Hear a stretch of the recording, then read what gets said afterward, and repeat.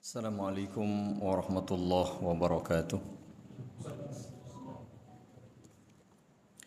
Alhamdulillahi rabbil alamin. Assalatu wassalamu ala nabiyyina Muhammadin wa ala alihi wa ashabihi wa man tabi'ahum bi ihsanin ila yaumiddin, amma ba'd. Ibu-ibu, bapak-bapak dan jamaah serta kaum muslimin wal muslimat yang saya hormati, semoga Allah senantiasa memberi kita taufik dan bimbingannya. Mari bersyukur kepada Allah Subhanahu wa taala.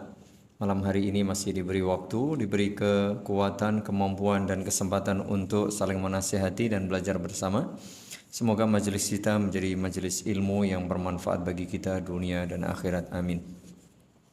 Semoga pula salawat, salam dan keberkahan dilimpahkan selalu kepada Nabi kita Muhammad sallallahu alaihi wa ala alihi wasallam, para istri, para keluarga yang beriman, para sahabat dan semua umat Islam yang setia mengikuti agama ini dengan baik sampai jelang hari kiamat tiba. Jemaah yang mudah-mudahan dirahmati Allah Subhanahu wa taala, mari kita lanjut bacaan kita dari buku Al-Wajiz fi Fiqhi Sunnah wal Kitabil Aziz. Malam hari ini insyaallah kita baca berkaitan dengan rukun haji. Rukun haji tentu ada beberapa.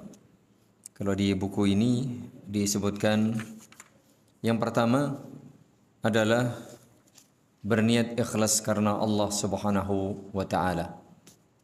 Meskipun yang lainnya menyatakan bahwa niat ini nanti masuk bukan pada rukun, jadi atau niat ini berkaitan dengan syarat.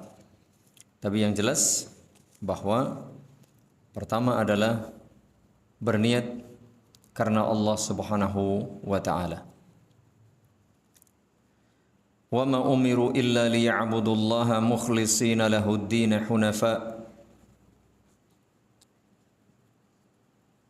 Dan tidaklah mereka diperintah kecuali supaya beribadah kepada Allah dalam keadaan memurnikan seluruh amal ibadah agama ini kepadanya dengan lurus, sebagaimana tersebut di dalam surah Al-Bayyinah. Begitu pula sabda Nabi alaihi salatu wassalam, innamal a'malu binniyat. Sesungguhnya segala amal ibadah itu bergantung pada niatnya. Sah tidaknya, dapat pahala tidaknya, berapa banyak kadar pahalanya, semua ini balasan baik buruknya bergantung pada niat. Itu berkaitan dengan masalah niat. Yang kedua adalah wukuf di Arafah. Wukuf di Arafah.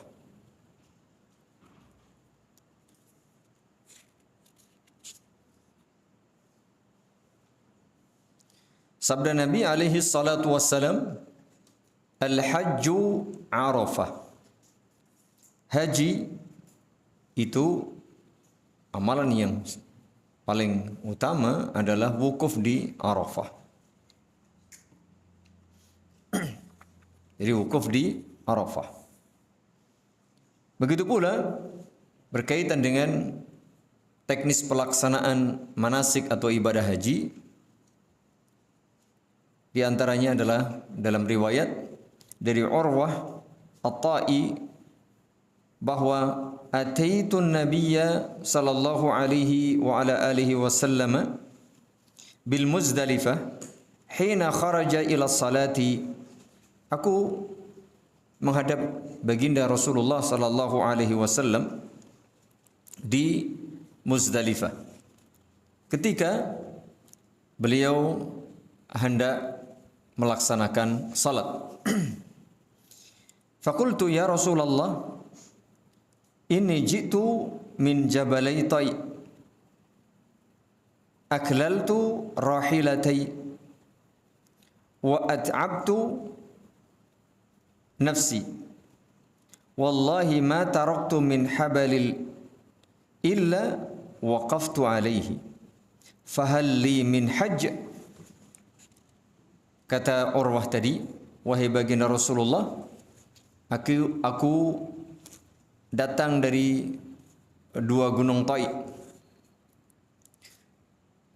Untaku atau kendaraanku lelah atau kelelahan. Aku pun juga merasa kelelahan. Sungguh, aku tidak meninggalkan sebuah gunung pun kecuali aku telah wukuf di sana. Artinya beliau menyatakan seperti itu. Apakah hajiku sah? Begitu ya. Maka Rasulullah sallallahu alaihi wasallam menjawab, "Man syahida salatina hadhihi wa waqafa ma'ana hatta nadfa'a wa qad waqafa qabla dhalika bi'arafah laylan aw naharan faqad tamma hajjuhu wa qada nafathah." Barang siapa ikut salat kami ini di Muzdalifah, lalu sebelumnya tadi wukuf bersama kami di Arafah, sampai meninggalkan Arafah menuju ke Muzdalifah, kemudian dan sebelumnya juga tadi wukuf di Arafah pada siang atau malam hari, maka sempurnalah ibadah hajinya dan ia telah melakukan kewajiban hajinya. Dan ini menunjukkan bahwa wukuf di Arafah itu adalah rukun. Sebagaimana tadi sabda Nabi, Al-Hajju Arafah. Sudah dikasih batasan jemaah, tidak boleh wukuf di luar area Arafah. Maka tidak sah, dia harus berada di area batasan Arafah. Kemudian yang ketiga,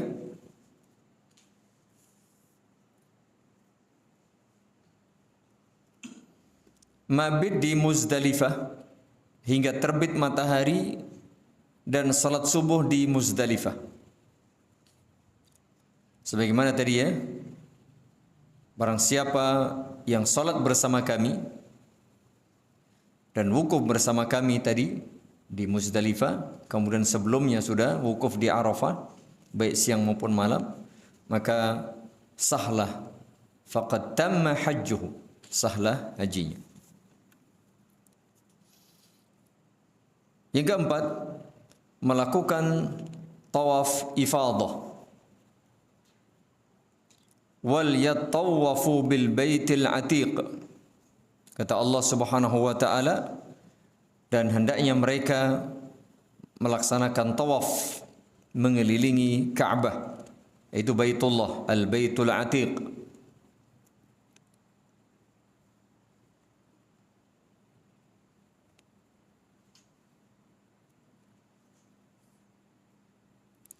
Begitu pula riwayat dari Aisyah radhiyallahu anha, hadat Safiyatu binti Huyai ba'dama afadat, ketika melaksanakan ibadah haji wada, Safiyah binti Huyai itu berhalangan atau haid, datang bulan.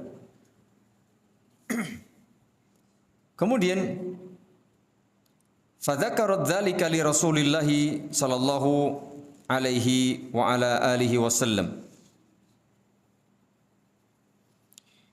Lalu kata Aisyah, kondisi beliau ini aku sampaikan kepada Rasulullah sallallahu alaihi wa ala alihi wasallam. Maka faqala ahabisatna hiya, faqultu ya Rasulullah innaha qad afadat wa tafat bil bait thumma hadat ba'da al ifadah, qala faltanfir idzan. Lalu beliau bertanya, kalau begitu apakah dengan sebab haidnya dia kita tidak bisa melanjutkan perjalanan? Kan begitu, karena menunggu dia masih haid. Lalu kata Aisyah radhiyallahu anha, wahai baginda Rasulullah, Safiyah tadi sudah melakukan tawaf, ya, sudah melakukan tawaf. Kemudian setelah selesai barulah dia haid. Bagaimana? Kan gitu. Kalau begitu kata Nabi, qala faltanfir idzan. Kalau begitu boleh dia pergi pulang bersama kita atau bersama kami. Dia sudah selesai tawaf.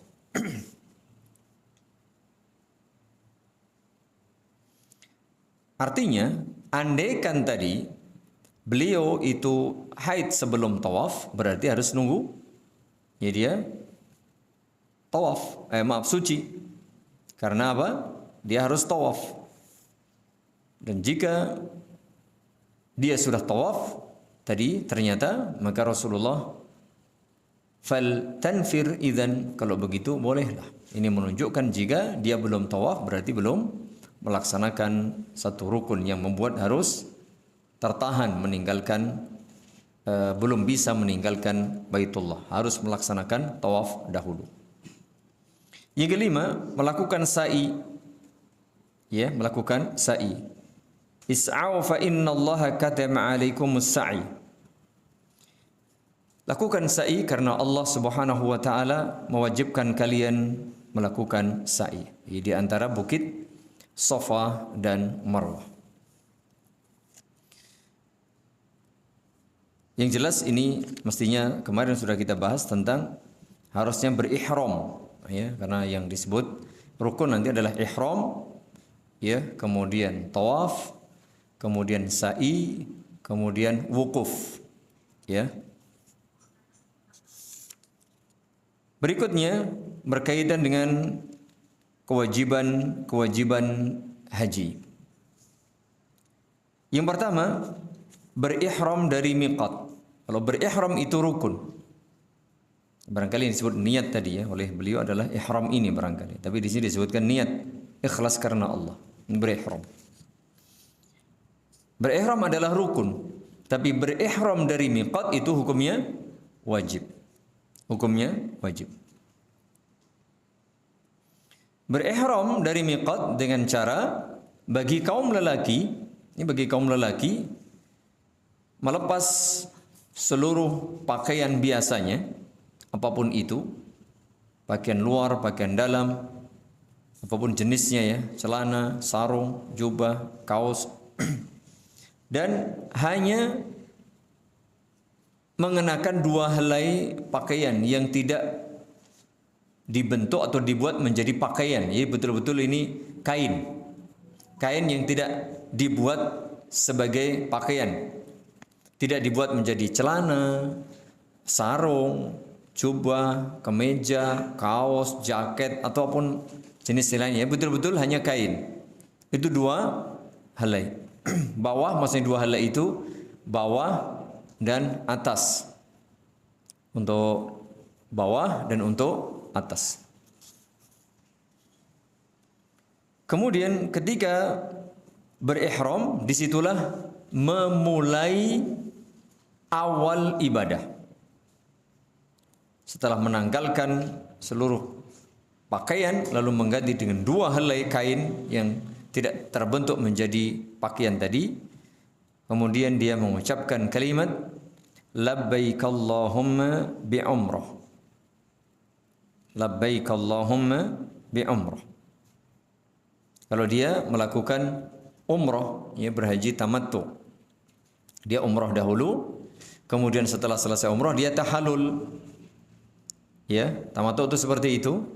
Kemudian menunggu tanggal 8 baru berihram lagi untuk melaksanakan haji. Itu haji yang dengan manasik atau dengan bentuk tamattu. Ada juga yang haji dan umrohnya digabung. Maka labbaik Allahumma hajjatan wa umratan. Atau biasa disebut dengan haji qiran. Ini menggabungkan antara umroh dan haji. Sehingga kalau dia dari miqat dia berumroh, maka dia tidak bertahallul. Tidak bertahallul sampai selesai ibadah hajinya. Ini digabung antara umrah dan hajinya. Ada juga nanti misalnya labbaik Allahumma hajjan, dia hanya berhaji, itu haji ifrad. Jadi dia berhaji tok. Ya, dia hanya berhaji. Umrohnya kapan? Ya bisa sebelum atau sesudahnya nanti. Ini tersendiri di luar itu. Itu yang diucapkan bertalbiyah ketika apa? Memulai ihram. Ketika memulai ihram. Kemudian kewajiban berikutnya, adapun bagi kaum wanita ya, kalau kaum wanita tetap memakai baju sebagaimana biasanya, kecuali tidak boleh memakai cadar dan apa namanya? Ini kaos tangan. Ya, kita yang berihram itu tidak boleh menggunakan cadar atau kaos tangan. Tapi kalau menutupi tangan dengan jilbab boleh dia? Boleh. Artinya begini, tangannya kan nggak pakai kaos tangan nih. Lalu kita pakai jilbab. Lalu misalnya tangannya dimasukkan ke kantong baju boleh apa boleh? Boleh. Kan ketutup tuh. Boleh. Atau tangannya ditaruh di, mohon maaf, ini jilbab lalu dibalik tuh, di dalam jilbab tuh. Boleh apa boleh? Boleh. Karena itu bukan pakaian tangan kan? Bisa dipahami ya? Tidak pakai cadar. Tapi kalau misalnya jilbabnya untuk menutupi wajahnya diapakan? Misalnya kalau mungkin di situ banyak laki-laki, lalu ketika kita berpapasan atau dilihat banyak orang, kita tutup wajah kita dengan jilbab itu. Diapakan? Kalau misalnya kita pakai sorban ini kan, jadi tutupkan kan? Itu boleh. Yang tidak boleh itu memakai penutup wajah yang memang pakaian itu penutup wajah. Ya cadar itu kan memang dibuat untuk menutup wajah. Kalau jilbab ini kan bukan dibuat untuk menutup wajah. Bisa dipahami ya? Nah, bedanya di situ. Tapi kalau nanti pas sama bareng-bareng ibu-ibu atau kaum lelakinya jauh, dibuka. Begitu dia dekat dengan banyak laki-laki ya, kita tutup dengan wajah maka tidak mengapa. Yang tidak boleh itu pakai cadar. Bagaimana dengan masker? Wallahu a'lam. Ya masker itu memang dibuat untuk menutup wajah atau bukan kan gitu.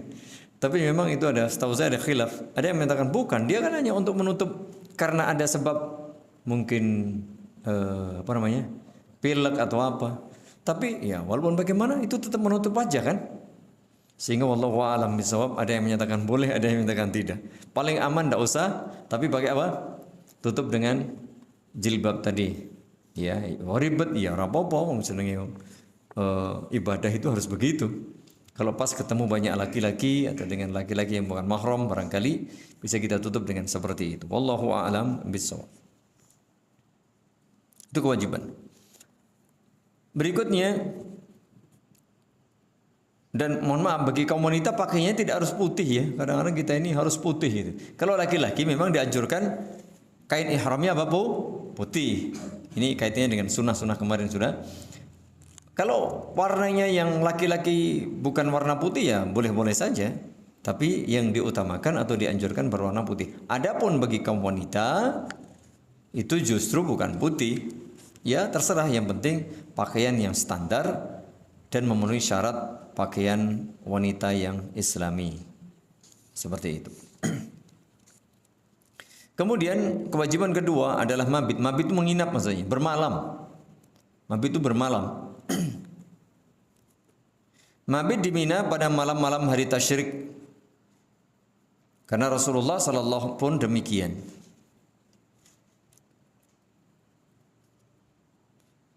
Kalimat satu kali, rakhasa li ru'ail ibil fil baitutah yarmuna yawman nahr thumma yarmuna al-ghad wa min ba'dil ghad bi yawmaini wa yarmuna yawman nafar. Rasulullah sallallahu alaihi wasallam memberikan keringanan kepada para pengurus unta. Karena dulu kendaraannya adalah unta. Kalau sekarang tinggal parkir, tinggal beres. Kalau zaman dahulu ya nggak bisa. Tinggal iso. Jadi kan harus kasih makan, kasih ini dan seterusnya, diurus. Tentu saja bisa jadi haji pada yang ikut haji tapi tugasnya juga ngurusi kendaraan ini kan juga bisa jadi waktunya tidak bisa bareng. Iya kan? Nanti kan gantian nunggu unta, padahal nanti waktunya bisa habis. Maka Nabi memberikan keringanan. Ya, keringanan dalam hal mabit di Mina, agar mereka melontar jumrah pada hari Nahr, ini tanggal 10.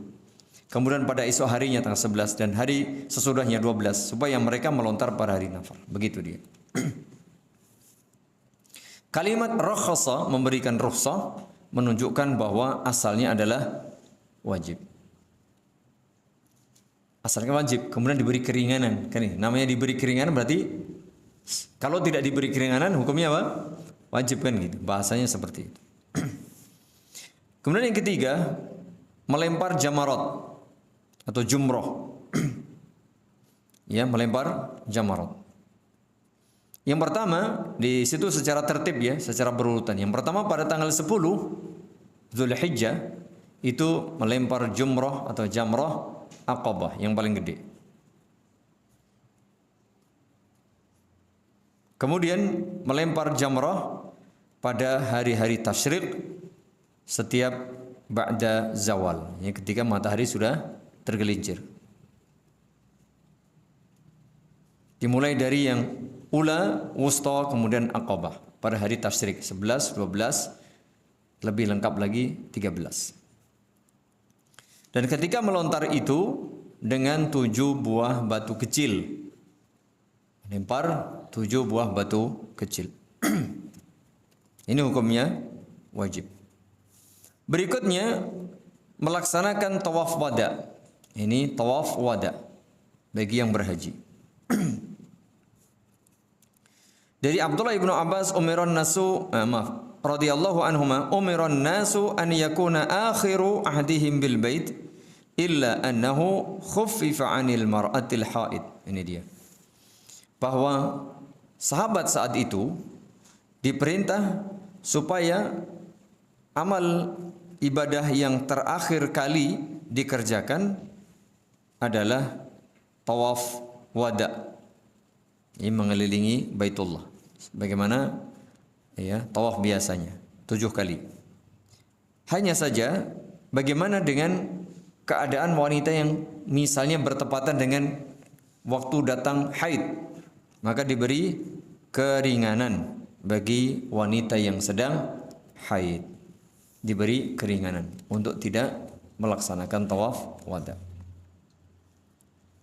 Kemudian yang kelima adalah tahallul dengan cara mencukur habis rambut.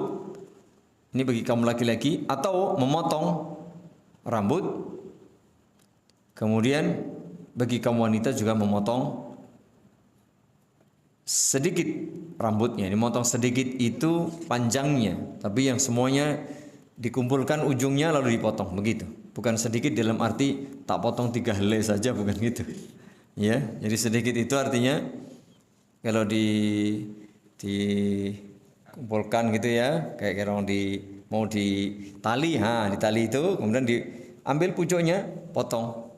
Ya, paling tidak seukuran 1 ruas jari. Itu kaum wanita. Kaum laki-laki maka dipotong, yang dipotong semua. Dalam arti semua itu semua rambutnya, hanya ukuran potongannya monggo kerso. Kita sisakan 2 cm, kita sisakan 3 cm, yang penting semuanya dicukur. Boleh. Tapi yang lebih utama jika dipelontos, ya, habisin semua rambutnya, itu yang paling utama. Ini bukan dipotong sebagian, itu maksudnya diambil 3 helai, ya kan sudah tak potong, kan gitu. Bukan itu. Yang tepat adalah dipotong seluruh rambut, hanya boleh sebagian, artinya panjangnya itu sebagian dipotong, tapi semuanya, atau paling utama di pelontos bahasa kita, di sampai meling-meling, ya, sampai klimis seperti itu. Meskipun memang sebagian berpendapat yang penting ada sebahagian yang dipotong, kadang-kadang cuma bagian belakangnya, depannya, ya kalau bicara sah, ya mungkin sah, tapi itu tidak tepat, ya. Kalau bicara sah bisa jadi sah, tapi menyelisihi tuntunan Rasulullah SAW yang hendaknya dipotong semuanya atau digundul pelontos habis, itu yang paling utama. Wallahu a'lam bishawab. Ini juga disebutkan di dalam surah Al-Fath, firman Allah Subhanahu wa taala, laqad sadaqallahu rasulahu ar-ru'ya bil haqq. Sungguh Allah telah membuktikan kepada Rasulnya kebenaran mimpinya. Ini wahyu, nubuwah. La tadkhulunnal masjidal haram insyaallah. Kalian pasti akan memasuki Masjidil Haram insyaallah aminin, dalam keadaan aman, muhalliqina ru'usakum wa muqassirina la takhafun. Dia kalimatnya, dalam keadaan aman, muhalliqina ru'usakum, dalam keadaan kalian pelontos, berarti apa? Digundul habis. Wa muqassirin, atau dipotong, cukur itu. Misalnya jenengan, Pak, kula badhe potong rambut. Jenengan kayak gitu, sebagai tukang cukur, bahasa kerennya apa, Mas? Barber ya? Oh, tukang cukur no ya. Jenengan misalnya datang ke tukang potong rambut tuh. Pak, nyon cukur nggih? Nggih. Kira-kira diambil 3 letok terus pun kula potong, begitu? Apakah begitu? Nek jenengan kira-kira, nek saya pengen potong rambut, kemudian dipotong cuman kanan, kiri, belakang pun kula potong. Seperti itu kira-kira. Apa begitu? Enggak, mesti dipotong semua kan? Dirapikan gitu kan? Itu dipotong. Ya, muqassirin artinya dipotong seperti, berarti dipotong ya demikian. Semuanya dipotong, cuman ukurannya berbeda-beda kan gitu. Oh, saya dipotong, disisakan sekian senti. Kalau tadi muhallikin jelas, kalau itu dipelontos. Jadi maksudnya demikian, la takhafun, dalam keadaan kalian tidak merasa takut. Ini silakan dibuka dalam surat Al-Fath. Jadi maksud memotong itu yang tepat, ya dipotong semua bagian rambutnya, hanya monggo kerso, disisakan seberapa itu monggo. Adapun yang terbaik tentu dipelontos sampai apa? Klimis tadi. An Abdullah bin Umar radhiyallahu anhuma anna Nabiy sallallahu alaihi wasallam qala Allahumma arham al-muhalliqin. Ini dia. Ketika sedang bertahallul, Rasulullah sallallahu alaihi wasallam berdoa kepada Allah, ya Allah, rahmatilah orang-orang yang menggundul, yang apa? Menghabiskan rambutnya itu. Allah doakan. Lalu sahabat ketika dengar, karena sahabat ada yang menggundul, ada yang memotong, kan itu ya. Lalu mereka menambahkan, dan wal muqassirin, ya Rasulullah, dan semoga juga yang memotong rambut saja ya Rasulullah, kan itu. Mereka minta didoain juga, karena Nabi doanya cuma yang menggundul. Sementara yang motong, loh aku ora didongakne. Didoakanlah Rasulullah, kan gitu minta mereka. Apa kata Nabi? Allahumma arhamil muhalliqin. Nabi enggak mengiyakan, tapi ngulang lagi, ya Allah, berilah rahmat kepada orang-orang yang menggundul atau mempelontos kepalanya. Qalu wal muqassirin ya Rasulullah, dan orang-orang yang memotong ya Rasulullah, kan itu. Minta lagi. Nabi enggak, Allahumma arhamil muhalliqin, sampai 3 kali. Ya Allah, berilah rahmat kepada orang-orang yang menggundul rambutnya. Lalu ketika sahabat minta yang ketiga kali, baru beliau berjawab, wal muqassirin. Oke lah kalau begitu, ya kan. Ya apa-apa kowe entuk juga. Artinya apa? Ini menunjukkan keutamaan orang yang menggundul kepalanya didoakan berapa kali? 3 kali. Sementara yang hanya memotong sekali saja. Boleh, memotong boleh karena diiyakan oleh Nabi, dan termasuk dalam ayat tadi, ya. La tadkhulul masjidal haram insyaallah aminina muhalliqina ru'usakum wa muqassirina la takhafun. Seperti itu. Jadi memotong yang dalam arti adalah memotong seluruh bagian rambutnya, hanya ukurannya yang berbeda-beda. Adapun yang terbaik adalah menggundul. Demikian.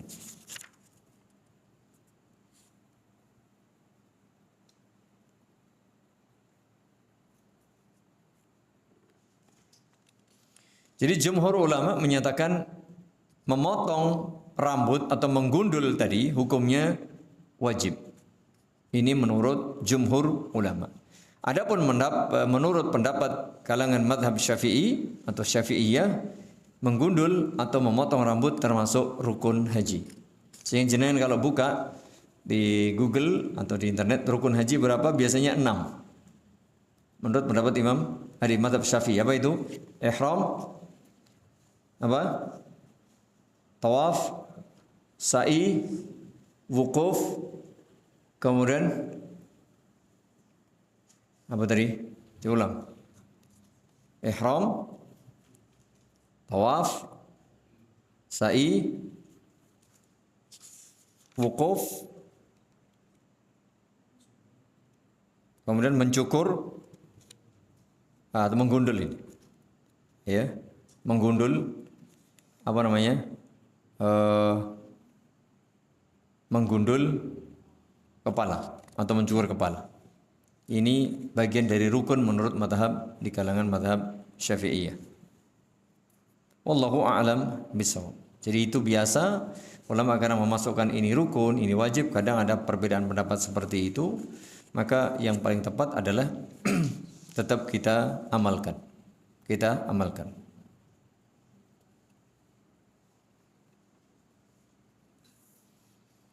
Berikutnya berkaitan dengan tawaf. Itu ada pembahasan syarat-syarat tawaf. An Ibnu Abbas radhiyallahu anhuma anna an-nabiy sallallahu alaihi wasallam qala at-tawafu hawla al-baiti mithlu as-salati illa annakum tatakallamuna fihi faman takallama fihi fala yatakallamu illa bi khair. Ini dia. Dari Abdullah ibnu Abbas radhiyallahu anhuma bahwa Nabi bersabda sallallahu alaihi wasallam bersabda, tawaf mengelilingi Ka'bah itu seperti salat. Hanya kalian dibolehkan berbicara. Kalau salat kan tidak boleh. Sedangkan tawaf itu ya seperti salat. Bedanya apa? Boleh berbicara. Oleh karena itu, kalau kalian bicara saat tawaf, ya bicaralah yang baik. Ya, bisa membaca Al-Quran, bisa berdoa, bisa berzikir, bisa membaca apa saja. Bahkan boleh kita berbicara di luar itu, misalnya bertanya, atau menegur orang, atau salam, atau ini boleh. Tetapi hendaknya yang baik. Hendaknya yang baik. Karena tawaf ini disamakan dengan salat, berarti juga harus memenuhi beberapa persyaratan. Yang pertama, suci dari hadas besar dan hadas kecil. Ini dalam keadaan suci. La yaqbalullahu salatan bighairi tahur. Ini juga kan karena syarat sah salat itu juga harus bersuci dari hadas besar dan hadas kecil. Begitu pula dengan masalah tawaf.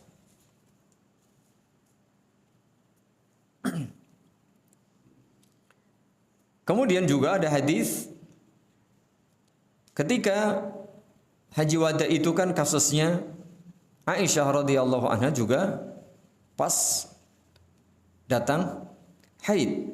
Maka Rasulullah sallallahu alaihi wasallam menyatakan, "If'ali ma yaf'alul haju ghaira an la tatufi bil baiti hatta taghtasili." Ini dia. Ketika Rasulullah sallallahu alaihi wasallam mengetahui sang istri tercinta Aisyah radhiyallahu anha datang bulan, beliau memberikan bimbingan, lakukan semua manasik haji, lakukan semua ibadah, bentuk ibadah dalam haji itu kecuali tawaf di Ka'bah atau tawaf mengelilingi Ka'bah. Jadi kalau kita sa'i itu boleh-boleh saja meskipun kita sedang berhadas. Tapi kalau tawaf tidak boleh. Kalau tawaf tidak boleh. Jadi yang tidak diperkenankan dilakukan bagi orang yang sedang melaksanakan haji atau umrah apa? Bagi wanita yang sedang haid apa? Tawaf. Tapi selain itu tidak ada masalah. Selain itu tidak ada masalah. Yang tidak boleh adalah tawaf di Baitullah. Berikutnya yang kedua adalah menutup aurat. Ya, karena tawaf itu seperti sholat, ya harus menutup aurat. Termasuk kaum lelaki yang sedang berihram juga harus menutup. Nah, ini penting, jangan sampai kemudian mentang-mentang cuman pakai 2 helai auratnya terbuka. Ini juga penting ya, jangan terlalu tinggi yang bagian bawah atau yang bagian atas jangan terlalu rendah. Oleh karenanya bagi orang yang punya postur tinggi gede ya cari kain yang ukurannya jumbo. Kalau juga masih nggak cukup, boleh nggak disambung? Boleh. Jadi yang tidak boleh, yang maksud kain tidak berjah itu tidak dibuat dalam bentuk pakaian. Tapi kalau misalnya orang yang tinggi besar, satu kain ihram untuk bawah nggak cukup, ya boleh disambung. Disambung kan dijahit, disambung, boleh. Meskipun disambung, itu tetap namanya kain, bukan pakaian, ya nggak? Mau disambung papat ya, seperti itu. Maksudnya demikian, itu boleh-boleh saja. Sehingga apa? Supaya bisa menutup aurat. Kalau laki-laki ya antara pusat dan lutut itu harus tertutup. Jangan sampai nanti terbuka. Itu yang perlu diperhatikan. Wanita pun demikian. Ya harus menutup auratnya tadi. Harus menutup auratnya.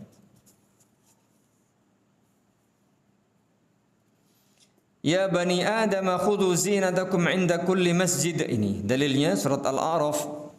Wahai anak manusia keturunan Adam, pakailah perhiasanmu setiap pergi ke masjid. Setiap pergi ke masjid termasuk tawaf. Apalagi sholat.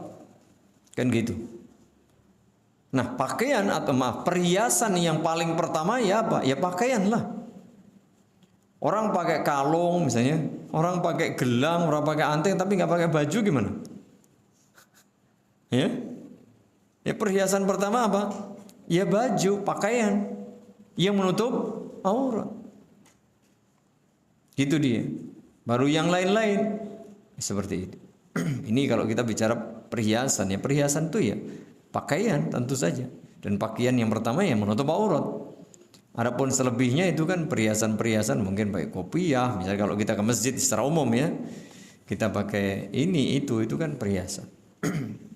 Apalagi kita sedang di Baitullah, tentu harus menutup aurat. An Abi Hurairah radhiyallahu anhu anna Abu Bakr As-Siddiq radhiyallahu anhu ba'athahu fil hajjah allati amarahu 'alaiha Rasulullah sallallahu alaihi wasallam qabla hajjatil wada' yawm an-nahri fi rahtin yu'adhdhinu fin nasi alla yahuja ba'da al-'ami musyrikun wa la yatufu bil bait 'uryan. Ini dia. Kaitannya dengan perintah bahwa ketika berhaji, ketika bertawaf tidak boleh tidak memakai pakaian. Karena dahulu kebiasaan orang-orang musyrik, orang-orang kafir ketika mereka tawaf mengelilingi Ka'bah dalam keadaan apa? Membuka aurat.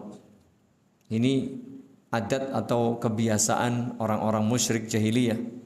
Begitu sudah ada syariat haji yang betul, maka tidak diperkenankan lagi bertawaf atau mengelilingi Ka'bah kecuali dengan memakai pakaian yang syar'i.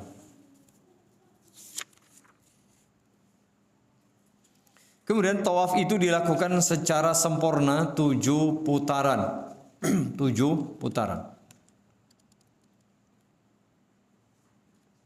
7 putaran.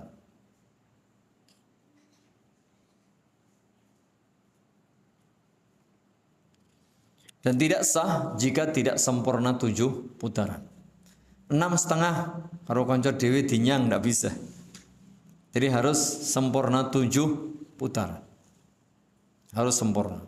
Karena ini salah satu rukun haji adalah tawaf. Oleh karenanya tidak sah jika tidak dikerjakan dengan sempurna. Bagaimana kalau ragu? Namanya orang banyak mungkin kita sudah fokusnya hilang mungkin karena saking bingung. Maka Kalau betul-betul nggak bisa ingat, ambil angka yang paling rendah. Jika misalnya iki telu apa papat misalnya, 3 atau 4, maka pastikan 3. 4 apa 5? 4. 5 apa 6? 5. Sehingga kita nambah. Nambahnya dari, kalau 5 apa 6 berarti 5 nambah 2. Begitu. Memulai tawaf ini dari rukun Hajar Aswad. Di pojok rukun, pojok Hajar Aswad. Dan berakhir juga di situ. Berakhir pula di situ. Dalam posisi Ka'bah atau Baitullah itu berada di sebelah kiri kita. Jadi muternya ke arah kiri. Sebagaimana persaksian dari Jabir, lama qadima Rasulullah sallallahu alaihi wasallam Makkah atal hajar al-aswada fastalamahu thumma masya an yaminih faramala thalathan wa masya arba'an. Ketika Rasulullah sallallahu alaihi wasallam tiba di Baitullah, di Makkah, kemudian masuk ke Masjidil Haram, beliau menuju ke Hajar Aswad. Beliau menyentuhnya, kemudian memulai tawaf dalam keadaan beliau berada di sebelah kanan di sebelah kanan Baitullah atau Ka'bah. Berarti Ka'bah berada di sebelah kiri kita.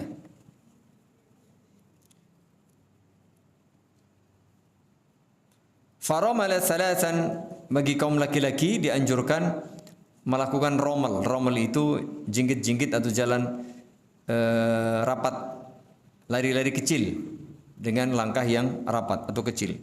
Wa masya arba'an, kemudian setelah 3 putaran penuh, untuk putaran keempat sampai ke-7, berarti 4 kali putaran itu berjalan biasa. Itu anjurannya demikian. Kalau dibalik, dia melawan arus, maka tawafnya tidak betul, tidak sah. Berikutnya, ketika tawaf harus berada di luar Baitullah. Tawafnya nggak boleh di dalam Baitullah biar lebih cepat. Ya, nggak boleh. Harus di luar. Harus di luar. Begitu pula ketika tawaf itu, kenyataannya sekarang itu ada hijir itu ya. Artinya ada di sebelah Baitullah itu ada area yang dikasih pagar tembok, ya. Yang itu ya. Itu asalnya dahulu adalah Baitullah. Sehingga ketika orang tawaf itu kita nggak boleh motong jalan pintas itu. Jadi ini Baitullah kan yang berdiri tegak itu sekarang. Itu kita nggak boleh lewat antara Baitullah dan Hijr itu, yang seperti letter U itu ya, seperti huruf U itu, nggak boleh. Harus di luar itu karena Hijr itu aslinya adalah Baitullah. Asalnya adalah Baitullah. Sebagaimana sabda Nabi alaihi salatu wassalam, al-hijru minal bait. Hijr itu termasuk Baitullah. Berikutnya, begitu pula ketika salat di Hijr itu adalah salat sunnah saja boleh. Adapun salat wajib harus di luar Ka'bah. Sehingga kalau panjenengan perhatikan, setiap salat wajib pasti ditutup, tidak boleh ada orang di dalam. Jadi kalau kita salat sunnah mah dibolehkan di situ ya, salat sunnah. Begitu salat wajib ditutup lagi, nggak ada yang boleh salat di situ. Jadi salat harus di luar Ka'bah, salat wajib. Kemudian tawaf itu dikerjakan secara muwalah. Muwalah itu berkesinambungan atau berkelanjutan. Tidak boleh aku untuk tolong putaran keseleh tak ngopi sih ya. Nggak boleh. Ngopi-ngopi dulu lah, nanti istirahat dulu, nanti jam 2 jam baru lanjut, tidak. Jadi terus harus berkesinambungan. Kecuali memang ada udzur, contoh ketika kita sedang bertawaf mungkin baru dapat 5 atau 6 atau berapa putaran belum selesai, ada iqamah salat wajib, maka kita ikut salat wajib. Setelah selesai kita lanjut lagi. Itu tidak mengapa. Meskipun jedanya ya salat wajib kalau salat zuhur atau asar, isya mungkin agak panjang kan? Tidak mengapa. Karena itu masih jeda waktu yang diperkenankan. Karena ada sebab. Ada sebab. Tapi kalau tidak, hanya sekedar kesel lalu terlalu lama, maka jika mau melanjutkan, ia memulai dari awal. Tetapi misalnya seseorang batal, lalu dia minggir sejenak, mojok lalu berwudu, balik lagi, maka itu tidak mengapa. Maka bisa dilanjut. Kecuali wudunya harus ke hotel, muadoh, ngantri, wah itu putus, berarti harus memulai dari awal.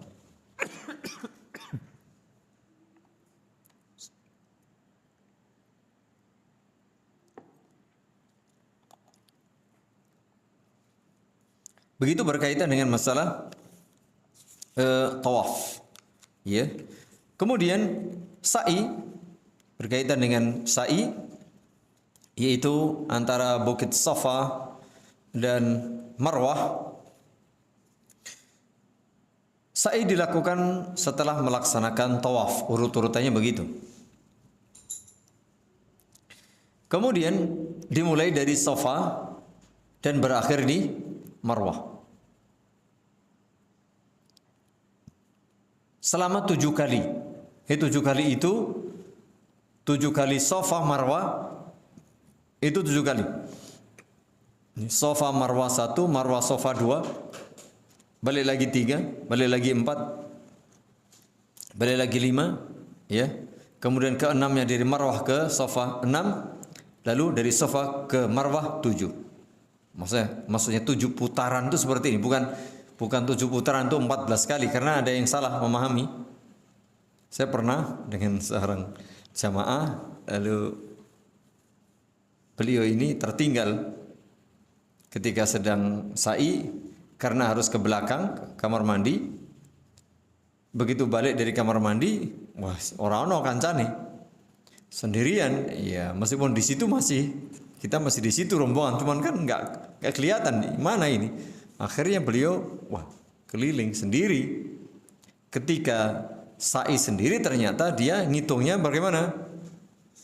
7 tangkep. 7 tangkep berarti berapa kali? 14. Begitu selesai kita tunggu. Lama sekali. Sudah sampai hotel, lama sekali. Loh, sampai lama. Loh mas, kok baru kelihatan? Ya baru selesai. Setelah itu dia cerita. Itu muternya itu ngitungnya gimana katanya.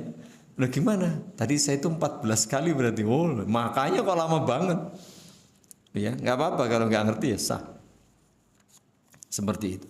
Jadi yang maksud 7 putaran itu bukan 7 putaran balik lagi, tapi dari Safa ke Marwah itu 1. Kan begitu. Lalu kalau dihitung 1 putaran ya Safa, Marwah, Safa kan gitu, 1 tangkep bahasa kita. Enggak, tapi Safa Marwah 1, Marwah Safa 2 dan seterusnya. Kemudian sa'i ini dilakukan di tempatnya. Tidak bisa wahana kono berjubel. Apalagi lantai dasar itu Masya Allah kalau pas lagi penuh betul-betul sulit jemaah. Berjubel betul.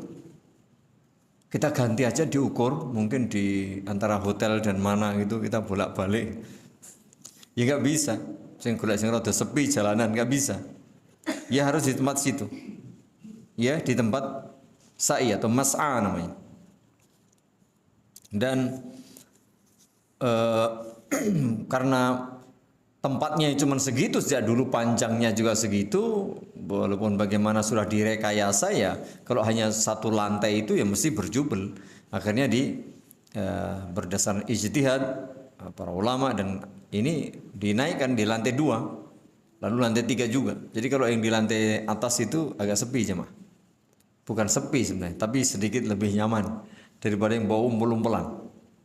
Caranya begitu kalau yang hari-hari biasa gitu ya. Kalau Allah alam kalau haji begini. Tapi kalau hari-hari umroh biasa, meskipun berjubelnya kayak apa, termasuk ketika Ramadan, itu kalau jenengan naik yang di lantai atas, itu sedikit lebih longgar dan lebih nyaman. Ketika kita sampai di sofa, di marwah, kita bisa berdoa, membaca zikir itu dengan bebas. Mau lama bisa, meskipun dia banyak. Tapi kalau di bawah, sepertinya nggak bisa. Berhenti sebentar, wes didorong. Kalau nggak ada disuruh pergi sama petugas. Karena memang kalau sampai kita berhenti lama, itu akan mengganggu arus perjalanan ini. Jadi triknya di atas, ya di atas. Dan kalau pengen nyaman lagi di atas lagi, itu ada yang pakai kendaraan listrik itu. Cuman itu sebenarnya disediakan bagi yang berhalangan atau punya udzur. Yang punya udzur. Jadi misalnya sakit, tidak bisa jalan atau kesulitan, itu dianjurkan pakai itu, pakai listrik itu ya. Itu bisa nyetir sendiri atau dengan temannya.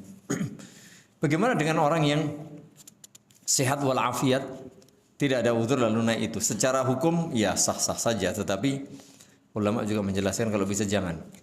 Ya, kalau bisa jangan, kecuali ada maslahat tertentu. Misalnya kita membawa orang tua, kita sehat walafiat tapi orang tua kita, nah kita yang nyetirkan, nah itu urusan lain. Tapi kalau sekedar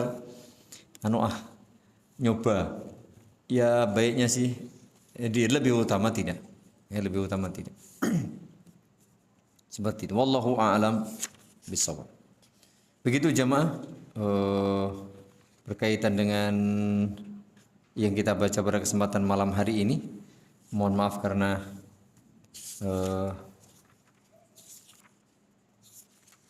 ini masih panjang. Ya kita sudah sampai di sini saja sementara ya. Sementara seperti itu, insyaallah taala pembahasan berikutnya nanti adalah mahdhuratul ihram. Mahdhuratul ihram atau larangan-larangan yang harus dijaga, artinya tidak boleh dilakukan pada saat seseorang sedang berihram. Berihram itu ya belum bertahalul seperti itu, belum selesai melakukan manasiknya, maka ada larangan-larangan yang tidak boleh dilanggar.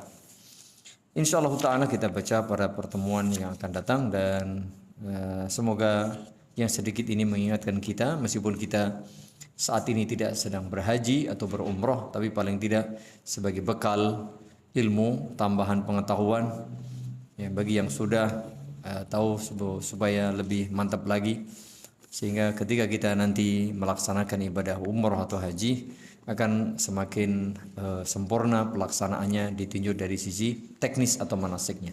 Demikian jemaah, semoga Allah Subhanahu wa taala memberi kita kemudahan segala urusan, termasuk semoga Allah Subhanahu wa taala memberi kita kemudahan untuk menjalankan ibadah yang mulia, ibadah haji dan umrah, yang tentu saja ini butuh bekal dan kesiapan yang luar biasa. Dan mengingatkan kembali bahwa kita berada pada bulan mulia jemaah, sekarang bulan Zulhijjah.